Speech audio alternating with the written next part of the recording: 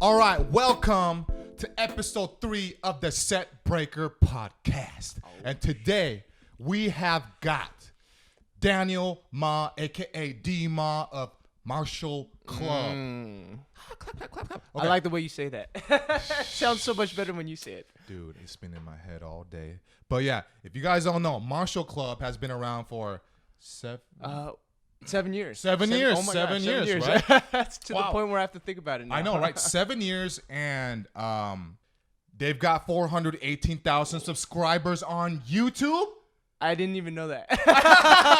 Even he doesn't know. See, that's how humble he is. That's how humble Daniel Ma is. You know, and what these guys do, Daniel Ma, Andy Lee, Brian Lee, what they do is Hong Kong cinema style kung fu films, like kind of like Donnie Yen, Jackie Chan. Yep, yes, all heroes, all idols.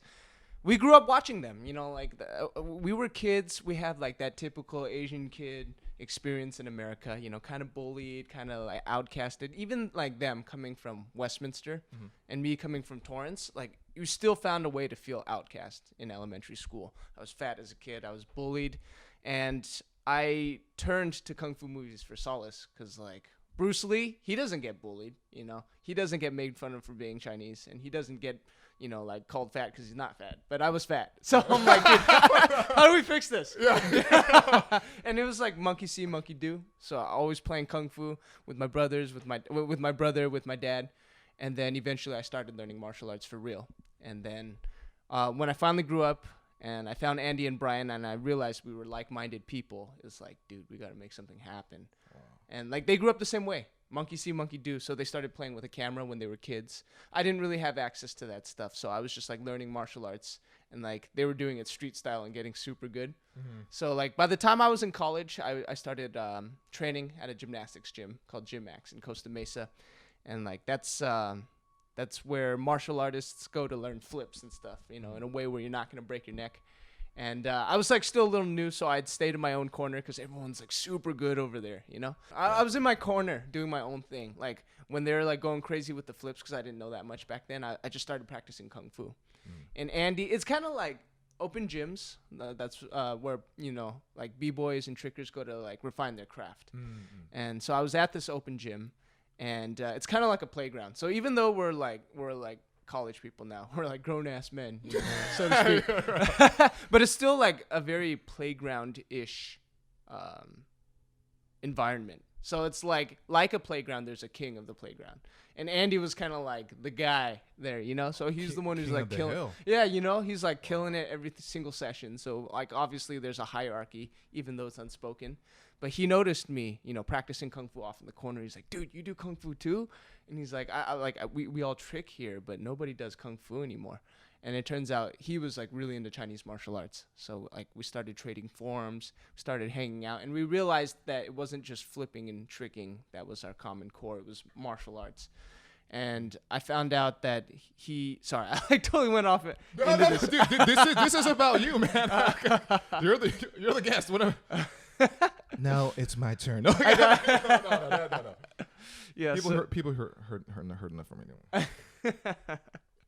But yeah, basically, like it turns out they were the kind of kids, him and his brother, who film martial arts scenes on camera, you know. So he's like, yeah, but like nobody wants to do traditional style martial arts anymore. Like you're one of the few people. So like, can we do what we call shapes? You know, like if you watch those old like 70s movies where it's like, oh, you killed my master, you know? Yeah. Like, and then they do like the traditional style martial arts. So you see like tiger claws and crane beaks and stuff like praying that. Mantis. Yeah, exactly. Praying mantis, which is what I do. So he's like, yeah, like I've been looking for somebody to do that with me. So we started filming, you know, churning out shorts after shorts. But at this point, we were just friends, like playing around on a camera. And then like one day we were sitting around and hanging out, and he's like, "Hey, Dima, what's your favorite kung fu movie?" And it was like, okay, like I exaggerate a little, but I don't think I'm exaggerating that much. Like it's like one of those moments where like gravity just like turns up, And like, like the camera shows like a little shot next to the floor. You see the gravel kind of like floating. Like Dragon Ball. Yeah, exactly. It's like Goku's something changing crazy. to like Super Saiyan level 2. Like something crazy is about to happen. Like something irreversible is about to be said. I thought about it and I saw it in my head and I looked at him in the eyes. I looked at his forehead. I looked deep into his eyes, Deep. Deep. Like, and it's like I could tell he was thinking the exact same thing. And I'm like, Marshall Club. And we said it at the exact same time. Like, Marshall really? Club. Yeah. Like, oh, shit. Yeah. And because like Marshall Club is a movie that was, I think it was produced in 1981, Shaw Brothers movie. And like I could go into the story, but I don't want to bore you with the details. But basically, it has this really amazing end fight scene that takes place in an alleyway. And it's a guy from the north and a guy from the south. So in Chinese martial arts, northern style is really different than southern style. They're like polar opposites. But they decided to like test their knowledge. And as the alleyway gets more and more narrow, like the sophistication of their martial arts has to improve. So they're showing each other the depth of their style. And they're like comparing notes while they're trying to prove who's the better person, which style is the better martial art, which martial artist is the better martial artist. And it's just an amazing fight scene, and it's way ahead of its time. And it's like it embodied everything we were thinking and everything we were doing. And I'm like, dude, Martial Club is like our favorite fight scene. And here we are like doing it like they were doing it. We do martial arts, and we're kind of like a club. So we should call ourselves Martial Club. Oh, dude, I'm Andy Lee right now. Oh my god. Yeah. It was just one of those moments, and it just kind of stuck. And like at first, just like throwing up our stuff on YouTube, 100 views here, like a couple likes, pity likes from our friends. Pity likes. Oh, good. That's where I'm at right now. That's where I'm at. Yeah. But eventually, we just kept doing it, Yeah, and like more and more people started to take notice. And now it's like it is what it is. It's like it's growing, and I feel like recently we're just like in the pocket. Like things are starting to pop off for us. But you know what? No matter how big things get, the mission statement always stays the same. Because film might be our main thing, but like I think at the end of the day, it's all about teaching people how to be better. Yeah. Like I always, when people ask me like, what is Martial Club all about? I always like I always drop the same line. I hope it doesn't sound rehearsed, but I always tell them that the mission statement of Martial Club is to promote the virtues and ethics of martial arts. So basically, we're embarking on this long martial arts journey, and we're learning to be not just martial artists, we're learning to be people. So we're trying to attain excellence in martial arts, and in doing so, we're trying to attain excellence as people. So like I totally believe that everybody needs to do this. Not everybody needs to do martial arts, but people need to learn to strive for excellence. So we practice Kung Fu, right? Kung Fu. Kung Fu in Chinese, actually, it has a martial arts connotation, but it doesn't necessarily mean martial arts. It more literally translates to skill that's developed through hard work over time. So it's like Kung Fu is something anyone can learn. You're refining your craft as a comedian. That's Kung Fu. If you're learning to drive, learning to cook, learning to sew, anything that is a craft that needs to be refined, that's Kung Fu. So we're teaching people to practice Kung Fu, regardless of whether they do martial arts or not. You guys... Sorry, I choked right there. No, but you guys do that for me. Like, really? Yeah. Like I literally apply... Dude, every time I watch, like, Brian go, like, Warrior Spirit, that shit, like it fires me up. Yeah. And I'm like... No, you gonna do that open mic right now, even though you're tired and you have like a 12-hour day. Like, totally. I applied the warrior spirit. Yeah, cause like I love combat sports, but I can't do it because I have like a medical like eye thing that I can't. Blah blah. I think you're taking the smarter approach to life. right. Good. They basically said it could be the 50th hit or the 100th hit. You may lose your vision, so probably don't do that. So I decided that I was like training boxing to like fight in a tournament and all that. And then they told me that the optometrist, and I said, okay, I guess I'm just gonna not, because I was training like 3.5 hours a day. I stopped lifting weights so I could get faster and like, do all that stuff. 3.5 hours every day for like 3 months. And anyways, what was the point of that? Oh yeah. So like I applied that like combated like spirit to break down anything that gets in the way, but also like you're facing yourself, right? Like that's the spirit of the warrior. And I apply that from you guys to my stand-up because I have to face myself every day when I'm tired, because mine's even easier to say no to. Yeah. Because like it's like a physical thing. There's something about like, okay, I know if I go there I'll feel better. Like I have to do these kicks, this whatever. But with like stand-up, it's even easier just to say, no, tomorrow. Yeah, dude. Like I could just do it tomorrow. Yeah. And I realized I'm not going to get any better if I just keep doing that. And I'm lying to myself. Right. Is that really, I'm not embodying the dream that I want to, fulfill in my life. Right. Because for you guys, it's a day. I see you guys like boys like energy drinks. I slept like 2 hours, 2 hours. And I'm going to freaking do these kicks. And I'm like, if they're doing that, what excuse do I have? Yeah. Literally. For the record, their blood type is not A or O or B. It's caffeine. It's caffeine. Blood type caffeine. Yeah. So if anyone needs a donor. Yeah. Like sponsored by. Right? No, but seriously, like what you guys, your mission statement, I know it's happening. Even to people that don't say it, because, not everybody's like brave enough to say it, but like, dude, you guys are doing some big things, man. Yeah. And then when I'm on stage in like 10 years and I'm headlining, I'll be like, Marshall Club official. What's up, boy? I can't wait. Like, dude, I really, really respect you for pursuing comedy, because I think of all things that people can get into, comedy is just one of those things where you got to do all the work. It's like nothing's laid out for you. And it's like, I don't know if it's accurate to say that there's not a blueprint, but it's like you really got to make everything happen yourself. True. Because it's like you got to drag your own ass to open mic night. And it's like there's no prescribed way to do it, right? I mean, I don't know much about comedy, but I love listening to like certain podcasts. I love Joe Rogan. I love Dave Chappelle. I love Bert Kreischer. I love Tom Segura.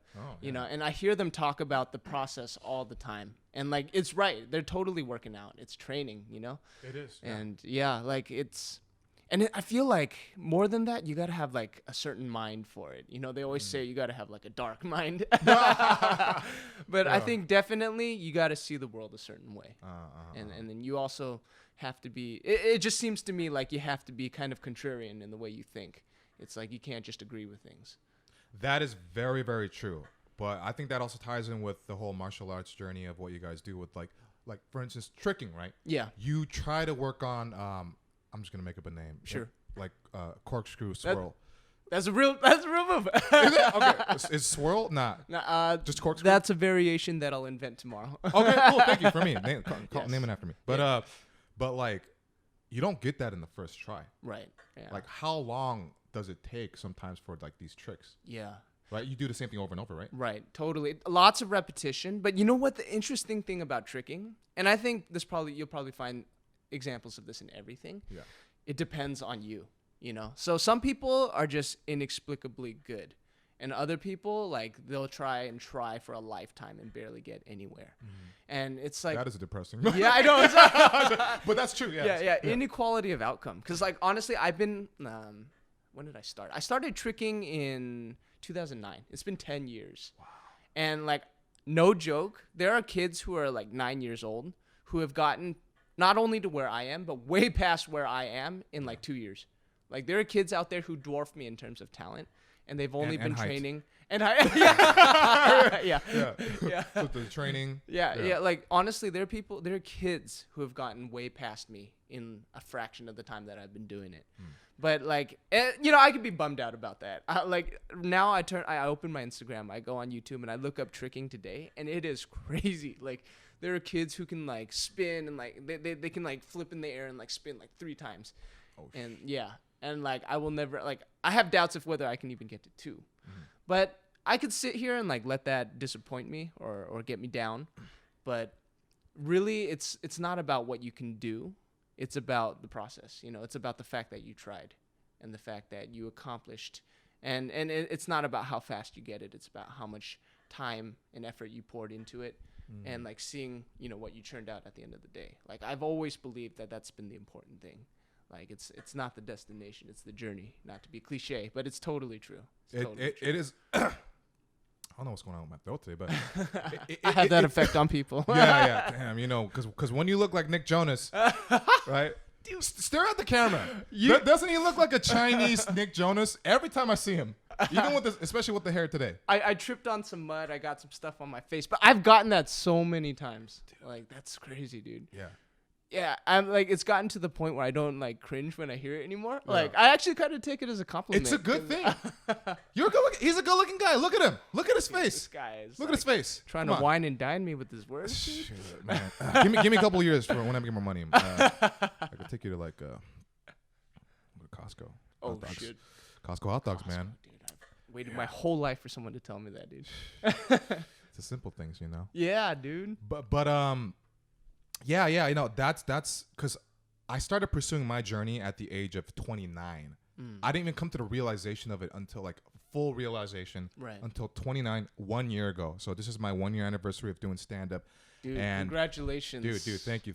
Here's And like you're right about the process because I know somebody who started the same time as me and he's 22. Yeah.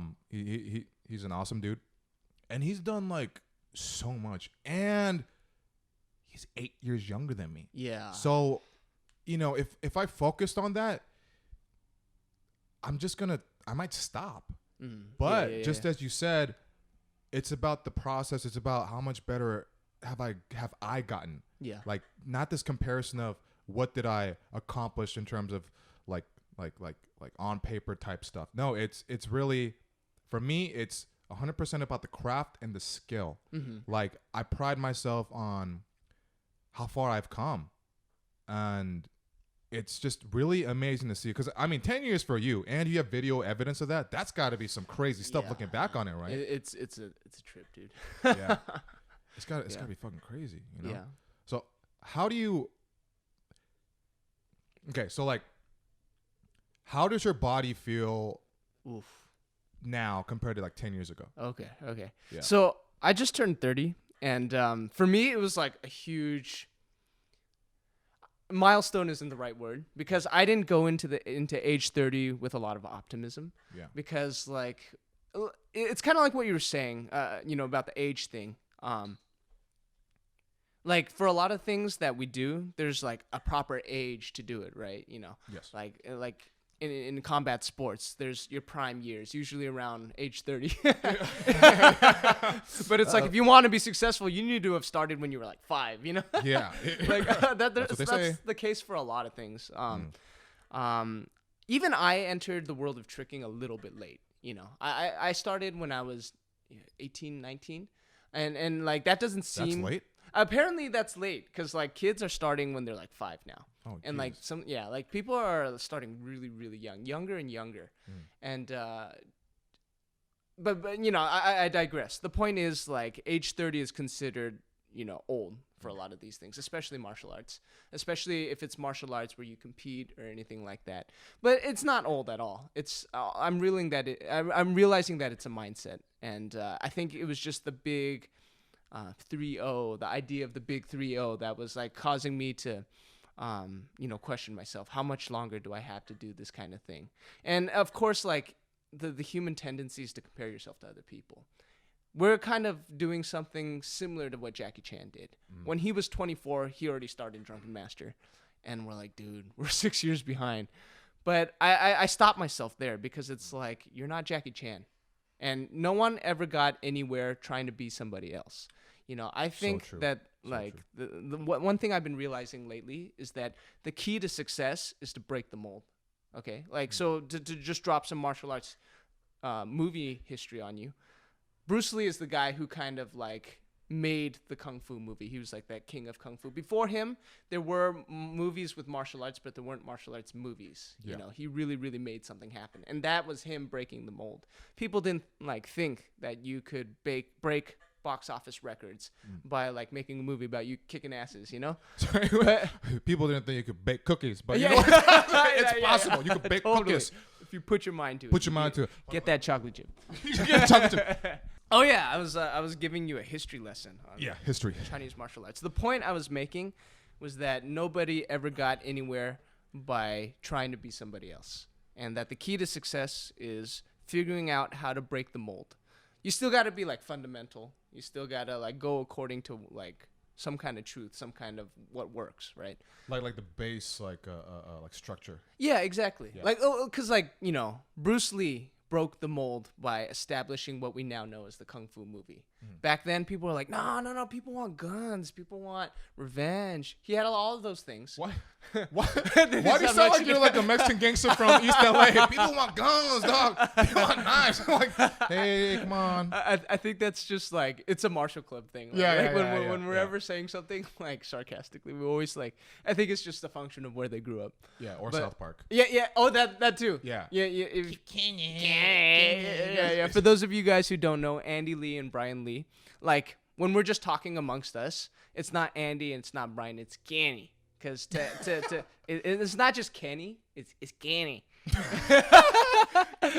Yeah. So when Andy calls Brian by his name, it's Kenny. And he doesn't call him Brian unless he's like serious. It's like unless he's like, give him like a spanking or something. And when Brian calls Andy to talk to him, it's Kenny. So if you look at their phone, they're not in their phones as Andy Lee or Brian Lee. It's just Kenny. Kinny. Oh, even in their phones? Yeah, even on their phones. I didn't know that. That's yeah. Yeah. Anyway. So yeah. To people who cool. know, and they're Kenny. People that know, Kenny. Yeah. So because they love South Park. Yeah. when I first saw you guys do that, like, it was like my first time meeting them all. I wanted so badly to join in. Yeah. I wanted so badly to be like, because it's your guys' thing, and I just met them, but inside my head, like, you guys be like Kenny, and I'm just like when I'm not saying anything, in my mind I'm saying Kenny. I know. Yeah, I was like. So the rest of us say it too, like when we're like just loosey goosey, we're just calling each other Kenny. But like, yeah. But that's cool because each group of like bros, they got their thing, right? Right. And that's like part of it, and that's part of like the like family type of environment that you guys have created, right? I mean, you guys created an actual. It's like a cult. Brotherhood. I was gonna say brotherhood, but we go with cult. We'll go with cult. All right. Yeah, totally. I love it, and I think like that's part of the appeal of Martial Club. It's like there's a legitimate camaraderie, a legitimate brotherhood, and like people see that, and people are like, dude, I want to be part of that, And I'm not saying like join the club. I'm saying like. You want that realness with people. You want to find that handful of people that you can really trust and that you can really confide in. But beyond that you can really make stuff happen with. Like you want to I think everyone should be so lucky to find someone like that in their lives. And I'm really glad that I found the Lee brothers. I'm about to start crying. Yeah, I all right, let's talk about steak and chest hair. Dude, sometimes like, dude, my dad. When you'd have like steak night in your family house. Yeah. I mean, your family house, your house, right? Like, did they cook it well? Did they cook it like medium? They I love that you specified that. Yeah. In my house, okay, so one is like I love meat because my mom raised me on meat. And I'm lucky because that can't be the case for everybody. But my mom was of that like mentality. It's like you want to have strong kids, you better feed them meat. Yeah. Can't be giving. Not that vegan stuff. I know. Not hating on the vegans. I'm not hating on the vegans, but y'all need some meat. Yeah, y'all. You don't make friends with salad. Give him some meat. Right. Yeah. So so my mom always like served meat. But like she would make steak. I love my mom's cooking, but she's the kind of like the Asian style. Like you cut it into cubes and you make it like medium well, dude. And it's like you can't have it all growing up, Like I honestly, I go to a restaurant and when I order steak, like I ask for rare, cause like if it's not like a nice steakhouse where like they can cook to perfection, or say if it's like Norm's or something, like or Denny's or any restaurant that like has steak. Yeah. If you don't ask for rare, they're gonna give you an 11 out of 10. Well done, dude. And even when I ask for rare, I've still gotten like a 10. Well done. Yeah, dude. God, that's the worst, man. It's a travesty. Yeah, because my dad, he would cook it like beyond well. Oh. Because I'd see commercials of like Black Angus, and I'm like, why does it look so juicy there? Yeah. And why am I eating this cardboard, right? And then I was like, Dad, this is dry. Yeah. And my dad was like, just dip it in ketchup. Yeah, he told me. So I grew up just dipping steak in ketchup. Yeah. And then I dip more to like to make it less dry, Yeah, and it yeah. would end up just tasting just like a chewy ball of ketchup. It was painful. Yeah. It was painful. There have been atrocities in the past. There's Hitler and there's well done steak. I don't know which one's worse. I'm not sure. Yeah, dude. It's That's a joke, guys. depends on the day. Okay. I feel like the steak thing I brought up just like derailed everything. It's like, where was Dude, the... Yeah. Steak is a worthy topic. Dude. I love steak. It Like, is. it, But like- you get a rare... Well, no. Do you actually... Okay, outside of like Okay. when you order Okay, from well, lunch, what I really want is like medium rare. You know, That is but it's like I ask for rare because I know they're gonna give me well done. strategically, that's why Yeah, you do that. exactly. Okay, I get that. Yeah. Oh, I this is what I wanted to ask. Yeah. So, okay, I don't do tricking. I don't do any like things that are impact my joints. But sometimes when I walk upstairs, my knee hurts. Yeah. You walk upstairs and also do flips. so I like, flip upstairs. how are your knees? I've always wondered, like, how are your guys' knees? Yeah. Well, I mean, to be sure, when you do something like tricking, your Yeah. knees are gonna feel it for sure. Okay. And like I was saying earlier, now that I'm 30, I realize a lot of that is a mentality, but for sure, recovery is super important because I definitely don't recover as fast as I used to. I can still like trick like I used to, and probably even better, but like recovery is a huge part of it. I wake up going like, oh my God, like, can it, my back. Yeah, especially my lower back, but definitely the knees. I think part of it is the way we came up training. So like, of course, that doesn't help people who are doing it now. But like the way I started training martial arts, like I always trained in thin sole shoes.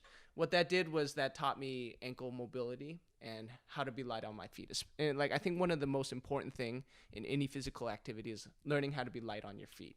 So it's like when we walk, we take it for granted, you know, because we do it every day. So like we walk heel toe, and we're not paying attention to the impact that our heel is creating when it like pounds into the floor, and all of that goes to our knees, you know. So it's like I tried to like in many ways proceed as if I don't want to leave a footprint, you know, like I want to be silent. And what that does is that causes me to engage more muscles in my legs, and overall that dampens the impact to my knees. And I practice that not just when I'm doing martial arts, but I'm also doing that while I'm walking, while I'm running. Like our knees take a lot of abuse, so I just try to give them as much love as possible.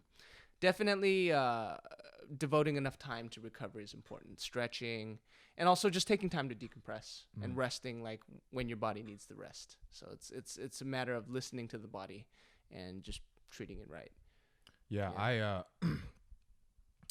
I think it was your video where you taught how to do splits, stretching for that. Yeah. I was doing that for a bit. Oh yeah? Yeah, I was. And Hell then yeah. like right here on that couch Yeah. right there, like I'd use that as for support. But then it felt like my like that tendon that attaches to I think your balls. I felt like it was gonna like rip off. So then I stopped.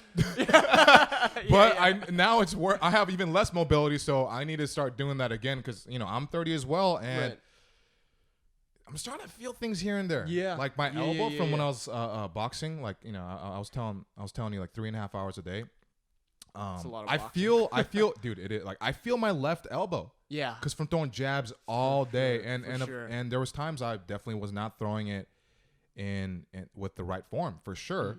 You know, because I just wanted to just like whip it out for ego.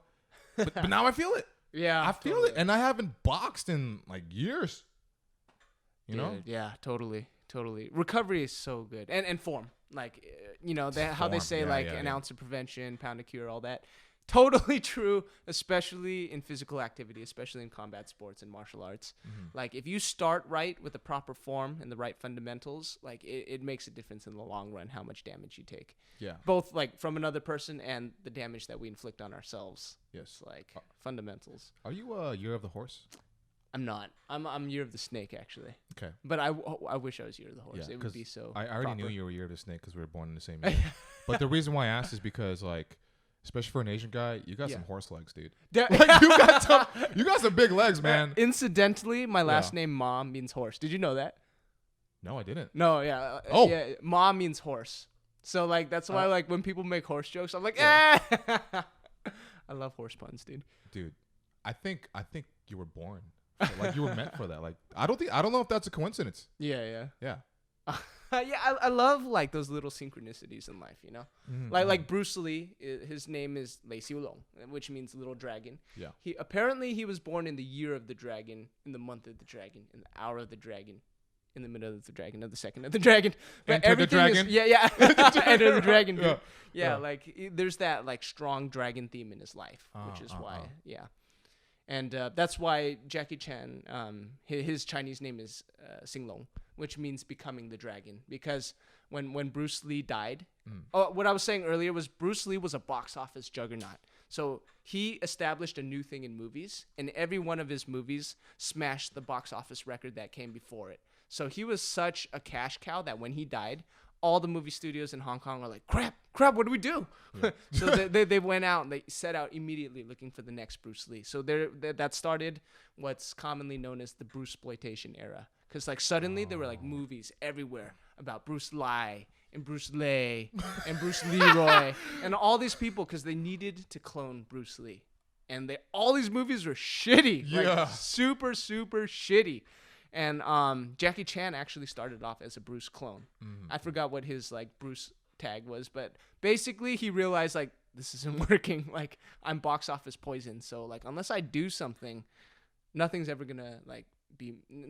ever be said of my career if I don't set out and do things my way. Yeah. So like he's called Xing Long because he's becoming the dragon, but really Jackie Chan's like Bruce Lee's a hero. He's the tough guy. I'm just the nice guy. When he kicks high, I kick low. When he punches, you know, he has that badass look on his face. When I punch, I hurt, you know? So like he like used that as his philosophy to break the mold. And then he started not this era of like martial arts machismo, but like martial arts comedy. Like I can be the regular guy, the every man who can still get it done, you know? And people love that, and that's how he broke the mold, and that's why Jackie Chan is Jackie Chan, you know. I mean, and he's a freaking international juggernaut as well. Yeah, right? yeah. Because I do this joke. I'm still working on it, but basically, I just talk about how I thought I did it last night actually. Like I think I can fight. Because I grew up watching too many. I believe you. Even though you don't train, I believe you. Because I grew up watching Jackie Chan films. Because he get hit once, and all he goes is like, he goes right back into. He just rubs his head. Yeah. And I was like, oh, that's how it should be. And then one day I got jumped in high school, and then I got my ass kicked, and then I was like, no, I can't. You can't rub the. You can't. Yeah. You can't just do that. Yeah. I was like, this hurts. This really hurts. So like, that's also. By the way, guys, I think every guy needs to. If you think you're a badass, like you can like hurt people, you need to get your ass kicked. Yeah. That way you don't get killed later. Right. By you know, because you faced the wrong person who was like a Navy SEAL, you'll die. Yeah. Right. So like Daniel is a nice guy. He's not like he wasn't like me of the past where I had to like all this ego and I was like, yeah, I could hurt people because the more angry I get, the more stronger I'll be, right? Too much Goku, too much Hulk. Literally, I was like, if I get angry enough, I can win. And that's not the case. Remember that, okay? And they say too to not let your anger control you, right? Right. Yeah. Right. Absolutely. I think self-mastery is like, no matter what your craft is, that's ultimately what you want to strive for, self-mastery. Because like things fade away, our bodies break down. That's the unfortunate truth of it. And especially if what you do is physical, you know, there's going to be a point where you don't do it quite as well, quite as fast, quite as sharp, but you do stay who you are. So if that stuff hones you into a better person and you learn to master yourself, then you're better off for it, even when, you know, like the physical starts to fade away. That's what I believe. And definitely emotions get us into some shit, you know? If you lead with your head, you're going to bump into a lot of stuff for sure. Do you consider yourself an emotional person? I am, dude. Are you? Because I don't see it. Because you have like, the first time I met you, I was like, this guy's just so calm. Really? Yeah. Just the way you talk, like I think I was just tired. Yeah, you're just like you need glasses and like a bowl cut. Yeah. You know, you remember that years ago, like at church, and he'd be like, "Hey, hi, I'm Daniel." But hey, man, and I was like, I felt like I had to be careful to not wake the baby up on the side. You know what I mean? Because like you're just so calm. I'm like, I feel like I'm overwhelming. Not you specifically, but like I need to calm down a bit. Right? Nah, dude, do you? Yeah. you. Well, no, it's different now. Yeah. But like back then when I met you, you just little Chinese Harry Potter. Just hey guys, it's me, Daniel. Here's what I wanted to ask. Okay, when you guys started Martial Club 7 years ago, and you were getting like 100 views or less, what kept you guys going? Because it's been 7 years. What drove you to not get affected by what they call like vanity metrics? Because it's hard. Even if we consciously know it's just like vanity. Yeah. It affects everybody. Yeah. You know? Like how did you keep putting out the content and Yeah. I think the short answer is you just got to know your worth, you know? So what I mean by that is like we put out these fight scenes that we were doing, and deep down we knew it was good, you know, and we knew that it was the culmination of years of training and years of achievement, and we didn't put it out there for people to give us accolades, you know. We didn't get out there for views or likes or anything like that. We did this simply because we wanted to do it, you know, and we did it, and we worked hard on it, and it was something we could be proud of, and that in it of itself was worth it. You know, that was its own reward. So we put it out there for the world to see, just to see if they liked it, you know. But ultimately, it was about seeing what we can do, and it was about reaping the fruits of our own training.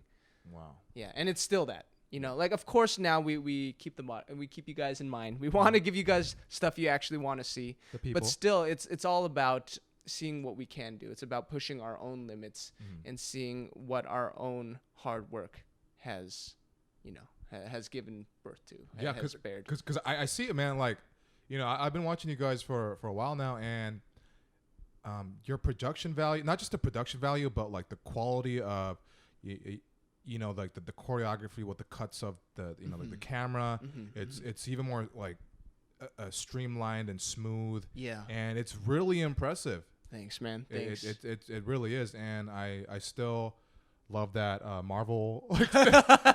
It cracks me up just thinking about it. That's the one I watched the most. Like, I watched it like I think 4 times. I wrote that one. Yeah. I was just like, what the heck? This is hilarious. Like, you know, you guys chose a niche that wasn't, I think, popular, right, at the time. Like it's just very when you say niche, that's like the epitome of niche, like post stamp collectors or something, right? But you kept shout out to stamp collectors. You guys, all the stamp. You guys keep it real. Don't stop. All right, remember that. But you stuck to it, like you said. You just, a lot of people do things for others and how they may be perceived, and that's when they stop, right? Like if I were to keep doing stand-up for the money, or I mean there's no fucking money, like there's none, but you have to. Now I see why it's so important to find something that you're really passionate about, that you truly, like, in your heart love. Yes. Because that, I think that's what keeps people alive, youthful, and to want to just, when things get hard, to keep pushing forward. Right? Absolutely. Yeah. 100%. Because honestly, like, a lot of times it does boil down to motivation. And people do things for all kinds of reasons. Some reasons are better than others. Some people do it to please other people. Some people do it for the money. Some people do it for the girls. By the way, money, girls, that doesn't come with martial arts.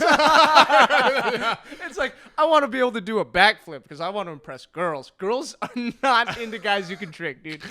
Like, if they like you, it's not because you can cork. But really, it's funny because I feel like they would have. But I don't know. I don't trick, so I have maybe no it's just idea. me. Yeah, I have no idea. I have never no impressed a girl by doing tricks, but okay. But you do impress girls by refining your character. Because honestly, like regardless of what the motive is, it has to be for you first and foremost. Like when I did martial arts, I didn't want to impress people with my moves. I didn't want to beat people up. I wanted to be someone I could believe in. I wanted to be someone I could trust and actually like, you know, like to be able to say for myself that I'm strong, that I'm confident. That has always been the number one motivating factor. Yeah, being my own hero. Exactly. And it's also that warrior spirit, like you're saying, that martial mentality. It's like I got to move forward, you know. Whatever it is I'm doing, if I'm not constantly improving, I'm not just staying in the same spot. I'm moving back, because like that's just the nature of life. It's an uphill stream, like it's an uphill row, you know, because shit, that's just the way it's designed. Like, you know, life is gonna push you back. So if you're not constantly rowing and trying to move forward and up, you're being pushed back, and like that's just how it's got to be. You always got to be on the attack. Yeah. Live life on offense. Live life on offense. It's true, because like I like Tony Robbins. Some people don't, but he says if you're not growing, you're dying. True. I believe that. Yeah, I didn't understand that until literally like this year. Yeah. Because you think like, oh, I'll just take this week off. Yeah. Because I've worked so hard for the past like 8 months, let's say. Like, I'll take this week off, and you take that week off, and you just feel horrible. Yeah. Right? Yeah. And the inertia builds up fast. Mm-hmm. And you don't want to come back. Yeah, no, it's a real thing. When I don't do stand up for like 3 days, I feel disappointed in myself, and I feel worse. And here's the thing. I think there are certain expectations that come with finding your passion and starting to like pursue it. You have to put in a certain amount of effort and energy per day to maintain a sense of sanity, I think. Yes. I don't know if that's the same for like, you know, for you, but that's what I think for stand-up. Yeah. Yeah. I think it's human nature. It's like you need things to look forward to. You need things to work towards, for sure. For sure. Yeah. Dude, let me ask you a question. Oh my God. He's flipped the tires. Wait, flip the tires? Is that a saying? Yeah. Okay. Like I'm not funny, so I couldn't ever be a comedian. But like I like to imagine what it's like to be on stage, you know, especially at an open mic night where people who don't even know you are about to like see you like bare it all. And like it's that big thing where you don't know what the outcome's going to be. They could be dying and like rolling in laughter, or it could be like crickets, you know. Yep. What's it like to bomb? What's it like to bomb? Okay. Because like the way I understand it, even professionals bomb, right? Like people who have been like killing it for their whole life, all still the time, bomb, right? It's like this. It's like the girl now, like with girls watching tricking. Like they're not gonna be like, oh wow, just because you trick, just because it's amazing. It's like that. Some people, you worked on all these jokes, and they just don't care. Yeah, they don't like your material. Yeah. So it's like finding the right audience. But in terms of the bombing aspect, when I was first bombing, all the fucking time, it was constant crickets, and you just stand up there. And you're staring at like 20 people. They're staring back at you, and then you're like, "Why aren't you laughing? Why aren't they laughing? I thought it's funny. My friends laughed at it. I know. My mom laughed at it. Yeah, my mom laughed at it. Oh my God. And I would just stare and just like swallow like that, and then I'd be like, yeah, and then I just like get nervous and just say something really like crazy just to act like I have confidence. Like it'd be crickets, and I'd be like, gosh. Oh yeah, dude, you know traffic. I hate LA traffic, and it's like you're just saying regurgitated information. Yeah. It's like it's like in fighting, when you get rocked, you go back to what you know, right? Yeah. And if you don't know much, you start like gorilla fisting, swinging, doing hammer like crazy stuff. Yeah. But here's the interesting thing now about bombing, which I'll relate it back to tricking, is now a year in, when I do quote unquote bomb, I can stay calm because I understand that it's outside of just me. It's I'm trying new material. I'm trying to figure out the funny within this specific joke, this premise that I believe in. Yeah. And I'm working on it. Yeah. So I'm not failing right now. Right. I'm literally in the process. That's what I'm doing. And just yesterday, I figured out this one joke I've been like trying to make sense of, and it felt so good. Like nothing feels better than when you keep like always crickets, nobody's getting the joke, and then finally you figure out a way to express it, to communicate it in a way that people understand and is funny. Yeah. Right? Yeah. I was like, yes. Yes, and the It felt so feedback good. is like immediate, right? And it's super satisfying. Yeah, and I can compare that to like the when you do tricks in tricking. Yeah. You're trying this new thing. You keep falling, bailing, Yeah, whatever, yeah, right? yeah, But yeah. what do? You keep doing it. Exactly. Right? Exactly. Yeah. And there's nothing like the feeling when it lands for the first time. And like, oh my gosh, like you just get this surge of emotion, surge of adrenaline. Suddenly you want to just keep doing it. And it, like anytime it makes you feel stupid for every time you wanted to quit, right? Yeah. Yeah. Dude, oh my god. Dude. Yeah, and it's like that feeling of the impossible, the notion of impossible shattering Yeah. and just suddenly like entering the world of reality and possibility, dude. Everyone needs to feel that feeling. The world would be such a better place if people knew what that felt like. If everybody knew what that felt like. Dude, the intrinsic value, nothing can beat. You man, like, because the last job I did, it was for the money, and I get the money, and I just wouldn't feel good. Yeah. I'd feel like right, Yeah, like what am I fucking doing, man? Oh, by the way, I wanted to. So, you work like crazy long hours, right? Yeah. How do you balance the? First of all, what are your hours? Okay. If you feel okay talking about it, like totally. And how do you manage that with your dream and like the daily active practice? Yeah. Well, answering that question is still a work in progress. Uh-huh. I should start by saying that it's a lot better now. Like my hours aren't quite as preposterous as they used to be. Shout out to my boss. Thank you. Thank you, boss. Yeah. Yeah. But like it used to be like crazy. So I work in the port of Los Angeles, and I work for a lab that tests oil for ships. And so my job would entail me both working like normal hours in an office and going on ships. I'm actually going on a ship tomorrow, like out in the middle of the water, you know.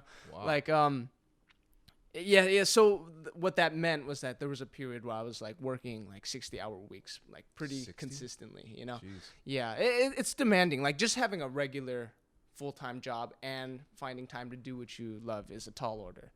And yeah, like it's definitely taught me a lot. It's definitely put some like spots under my eyes, as you can see. But I think it boils down again to motivation. It's like the job is the job. You know, we work, we get money, we do what we got to do. But outside of that, what's going to determine whether you just like go home and like sit on the couch, you know, pop open a beer and just like cry yourself to sleep, or like what's going to, you know, like cause you to go home and like just like put your gear on and go to the gym, you know? It's about what you want out of life. You know, I want Martial Club to be the premier name in like action cinema, you know? And I believe that even though I'm tired, if I get up and if I go and train martial arts and refine my craft, and I know my brothers are doing the same thing, if we keep doing that, eventually we're going to have the tools to make it happen, you know? So having that in mind, I could be really, really tired, or I could be dead. I could be like on the point of just collapsing into my bed, or I can like keep my eyes on the prize and get it done, you know? So it really does boil down to motivation. And of course, like, you know, I can say that to anybody. You keep putting in your hours and you do like, you get some positive feedback. Like you see some results, you get some affirmation from somebody, and those things help you along the way. But ultimately there's got to be that goal and that firm idea of what you want to be. And that's what keeps me going, especially when the hours are crazy. So, damn, I just lost my thought. Like, I was waiting. I was like, this is going to be a good question. I was like, oh, man, that's going to be It'll come back. My bad. Okay, maybe if I hold the microphone in my right hand, because I'm not left-handed, I'm right-handed. Okay. So, all right.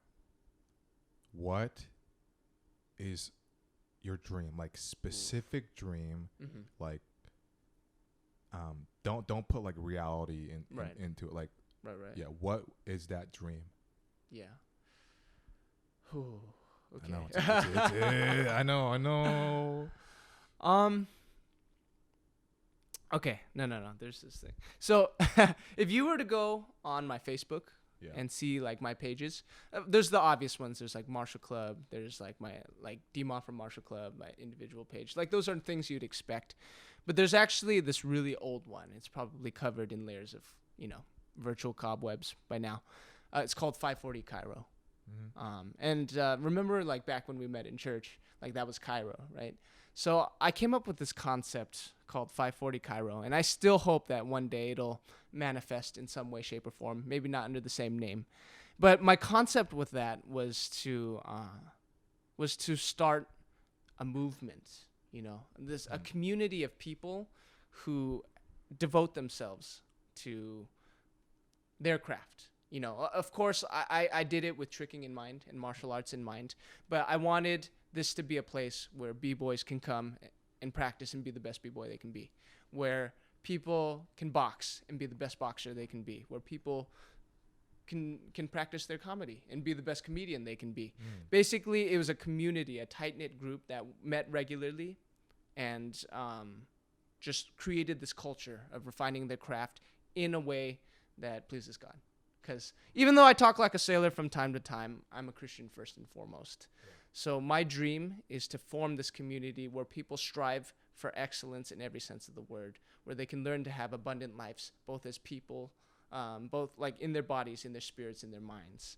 So the idea was to create this mentality and gear it towards God, you know, so that people can learn to please God by being excellent people, you know. So my goal is to do what I do to a high level, to the highest degree possible, teach others to do the same, and realize at the end, and to have all of us realize at the end that it was God who made it possible. So basically, preach the gospel through what I'm doing, through what I love to do. I see. So creating a community of people that, like, it's not exactly the same thing of what they're pursuing, but it's parallel, but all under the name of the Lord, right? Yes. Yeah. Okay, I see. Yeah. I see. No, I think that's great, man. I mean, like, so that's still always kind of been there, right? Right. Yeah. And like, no matter how big Martial Club gets, no matter how successful we may or may not be, I want that to be like the closing note, you know, because, you know, not to get all preachy on you guys, I know not everybody's into that, but the Bible says that Jesus came so that we may have life and have life more abundantly. Yeah. And I think that doesn't just have to be Christian jargon. Like, everybody wants an abundant life. And how do you do that? You do that by wanting things, but not just wanting superficial things, material things, by wanting significant things that make you a better person, that make others better people, that makes the world a better place. Like, those are the things we should want. And if we are living lives where we're striving for that and getting somewhere, that's abundant life. So that my idea is I want to use martial arts to teach people to live abundant lives, both for this world and for the world to come, you know? So, and the Bible also says, how beautiful are the feet of those who bring good news. So I want some beautiful feet. I want to be spinning in the air, you know, 720, 900, whatever. And I want people to see beautiful feet because there's a beautiful message. Yeah. And so ultimately my dream is to do what I love and to use that to point people to God. That's it. Heck yeah. Yeah, dude. Heck yeah. Deep so, as heck. That's always been the dream, you know. And but like, just speaking for myself. Yeah. Allow me to be a little indulgent and a little vain when I say that I really do think Martial Club will be the forefront of martial arts action cinema one day. I think so. I believe so. Yeah. 100%. Like, I really, really want and am awaiting that day when people talk about Bruce Lee, when people talk about Jackie Chan, Jet Li, Donnie Yen. I want people to say Andy Lee and Brian Lee, you know? For me, and like... Daniel Ma. Yeah. Daniel Ma. like I've always seen it this way. And some people chalk it up to modesty. I think Andy Lee and Brian Lee are like some of the most talented martial artists in the world today. Dude, yeah. No, like, I have seen many videos of other trickers, other people doing, the same thing. And it's not the same, man. Right. Like, from an outsider perspective, which makes it more objective, like, yeah, they're crazy. Right. I don't understand how a human can do that. Yeah. I don't get it. They're just made of something different, you know? Yeah. And I believe that, like, the top spot has their name on it. So, like, when I think about Martial Club and everything we can aspire to, everything we can achieve, the role that I perceive for myself is getting them there. Get it to the point where when people go, like, I want to watch a martial arts movie. Let's put on Martial Club. Let's watch Andy Lee. Let's watch Brian Lee. That's what I want. For me, like, candidly speaking, I'm not as talented of a martial artist as they are. But that doesn't mean I'm going to stop practicing martial arts. I train as much as I can every day if I can to be the martial artist that I imagine myself to be, you know? But if nothing ever breaks for me, like if I'm never like if my name's never on some marquee of a movie theater, that's totally fine. Like that's totally fine as long as theirs does. But really for me, like when my body starts to break down and when I like can't kick like I used to, when I can't punch like I used to, I hope that at that point I can use my words to say what I want to say and express what I want to express. Because I come from a family of pastors, really well-spoken men, you know. I'm the black sheep. I'm the heathen amongst the family. Oh, God. My dad's a pastor. My brother's yeah. a pastor. My brother-in-law is a missionary, and they all preach regularly. And like, I don't know if people know this about me, but like when I sit in church and I listen to them, like, of course I'm listening to the spiritual aspect of what they say, and I'm learning from that. But I also love the way they say it, because the truth is, people like. Not all preachers are good. I'm going to be candid. Like, I've fallen asleep in church once or twice or thrice, or, you know. But, like, I think there's really special about someone who can say, like, who can tell the truth and tell it in a way you want to hear it, you know. Like, I really, really admire people who have silver tongues. And I've always wanted to develop that for myself. So, like, if one day I can be in a position where I make money, like, with the way I talk, and with the way I present myself, that is the dream. You know, I'd rather do that than like be a movie star. I actually think you're very well, because when you do those videos for Martial Club where like everybody's out of town or whatever, where it's just like you and you like do like explain something or do some kind of review or something, or like the history of something, you do it in a really good way, man. You got to give yourself a little bit more credit, but I know you can't because you're a martial artist and you're humble. And Yeah. But when I see that, I'm like, dude, he's like, you do have a way with words. Thanks, like you and. I'm not saying it just to be nice. Like I truly think that, and even more so as a comedian who words are everything. Yeah, like it's literally everything. Like you have it. Thanks, man. So I know, especially as the years go by, like it's gonna be a very real thing. Thank you, man. I believe that. I really appreciate that, and I could definitely say the same about you, because like comedians have to do everything I just said and be funny. and like it's like your feedback is immediate, and that's just amazing, because it's like every nerve-wracking thing about martial arts comes into play while you're standing up there on a stage with a mic in front of your face and a bunch of people who either do or don't want to be there. And that's why like I love a good comedian. You know, I love Dave Chappelle. Apparently, people don't like Dave Chappelle anymore. Have you noticed that? Oh my God! 0% on Rotten Tomatoes. He was only trying to teach us the ABCs. Yeah, I know. What's wrong with education now? Yeah. Seriously. Yeah. No, but like, you know, that's what I was gonna say is I tried to emulate Dave Chappelle for like a bit, like for like a week or two, and I was like, I'm not him. I'm not gonna do these super crazy, like clever roundabouts. And I mean, the man's been doing it for like 30 something years too. But also, everybody's got a different style. Everybody's their own person. So, you know, even for me, like, I want to say I'd like to see myself like selling out arenas, but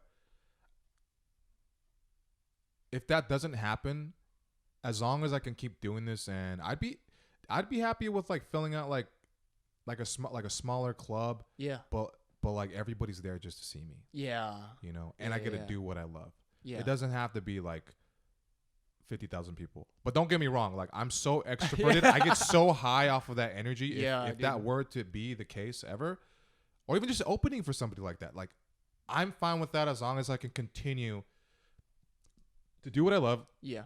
And kind of serve the people with my craft, which is the same with what you do too. Like you're entertaining them, you're inspiring them. Like I've seen the like you know, how many people have started doing martial arts and tricking because you guys weren't afraid to put out this super niche style. You're not doing MMA. You're not doing like the super accepted UFC shit. You're doing this thing that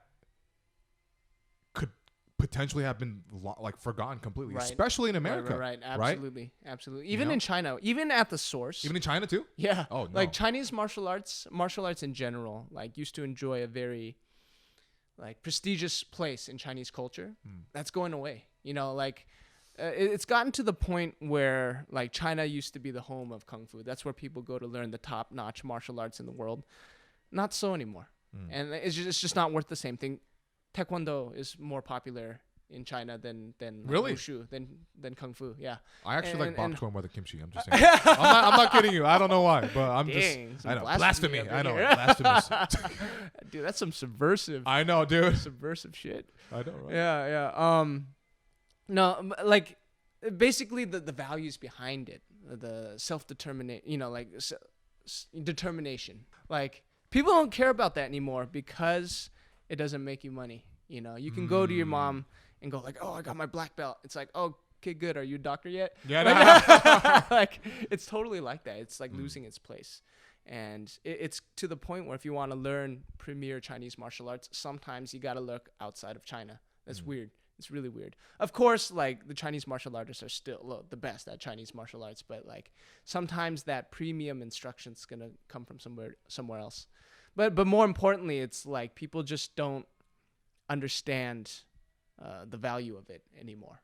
And that's one of the core reasons why Martial Club exists, to teach people there is something to be gained from working hard and from pushing yourself to the limit and from, you know, like doing all this and like learning to be a better person through hard work. There's absolutely something to be gained. In fact, I will submit to you all that it needs to happen.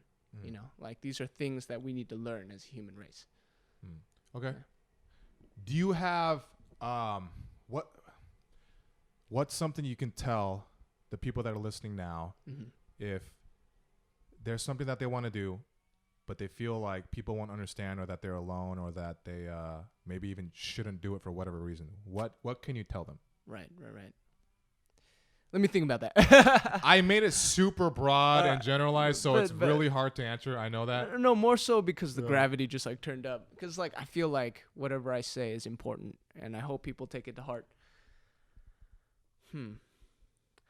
I think ultimately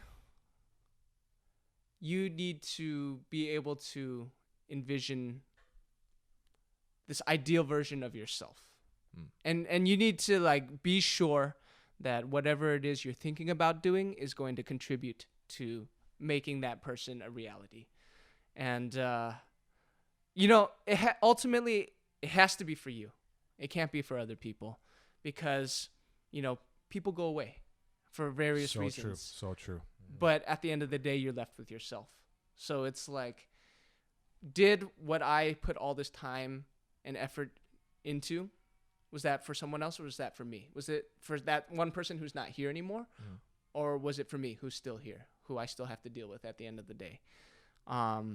Definitely, you got to envision, you got to think that you can be something, and then you've got to like work towards making that happen. So understand that whatever it is you want to do is contributing to who that person is going to be.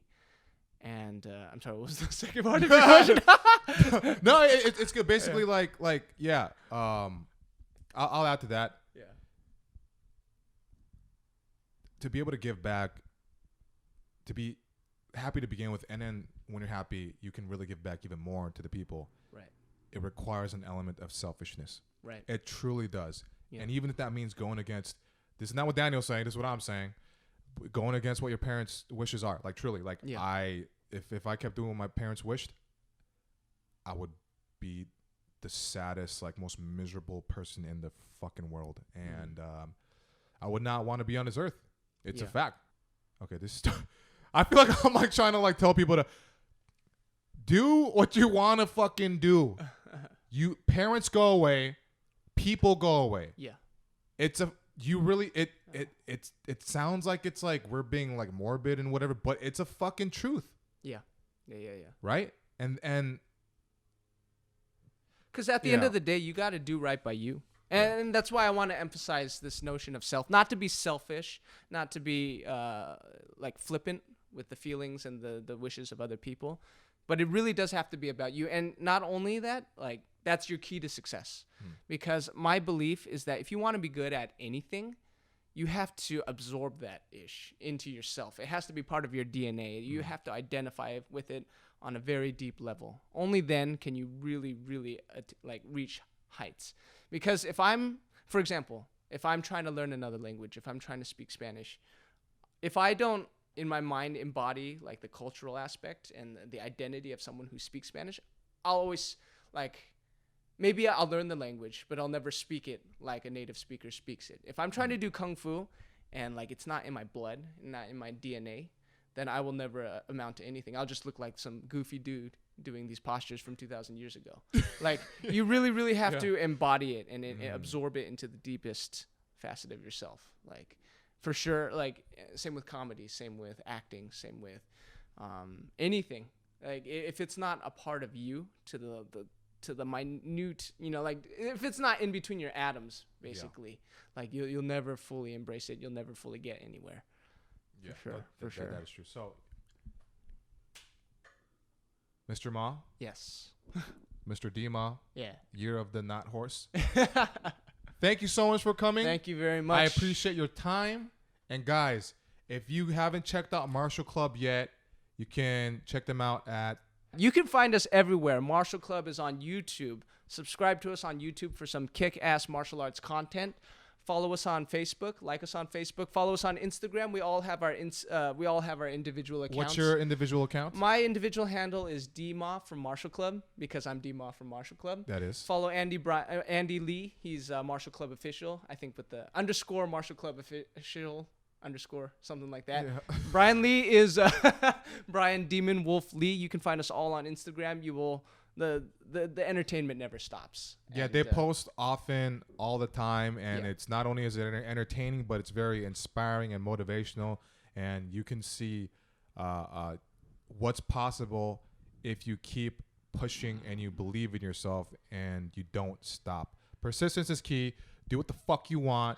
Never let anybody tell you otherwise, all right? It sounds so much better when Mike says it. And last shameless plug, if you like the shirt I'm wearing, we have Martial Club merchandise at bigcartel.com. But don't order too much because I'm handling all the shipments right. No, just kidding. Just kidding. If you want a Martial Club shirt, they're for sale at bigcartel.com. And but most of all, just watch our stuff. And, watch their stuff. Just be inspired and let it push you towards what you want to do. And always believe. Never give up. And don't touch yourself too much. Okay, all right. Well, see you next time. Peace, guys. Peace. Fuck yeah.